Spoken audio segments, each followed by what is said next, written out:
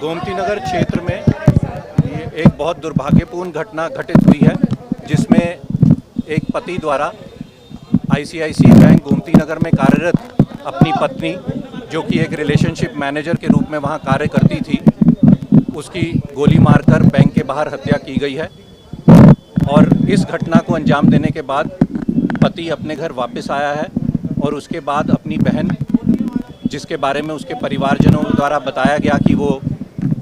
लगभग 3 साल के आसपास के समय से डिप्रेशन में थी,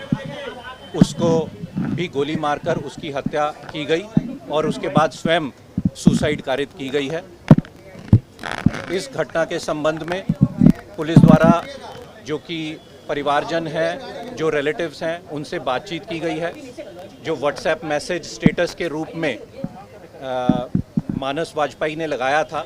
जिसमें उसका कहना था कि उसकी पत्नी द्वारा उसके साथ चीट किया गया है और उसी क्रम में उसने वो हत्या की है, वो मैसेज को भी हमने रिसीव किया और उसमें उसने अपने आप को और अपनी बहन को ख़त्म करने की भी बात की गई है। इसके अलावा कुछ डॉक्यूमेंट्स हमें घर से मिले हैं, जिससे ये जानकारी हो रही है कि जो रिलेशनशिप मैनेजर आईसीआईसीआई बैंक में थी मृतका, उसके द्वारा विवाह विच्छेद करने के लिए भी पारिवारिक न्यायालय में वाद दायर किया गया था और साथ ही साथ कंपनसेशन प्राप्त करने के लिए और स्त्रीधन वापस लौटाने के लिए भी उसी पारिवारिक न्यायालय में वाद दायर किया गया था। सर, इसमें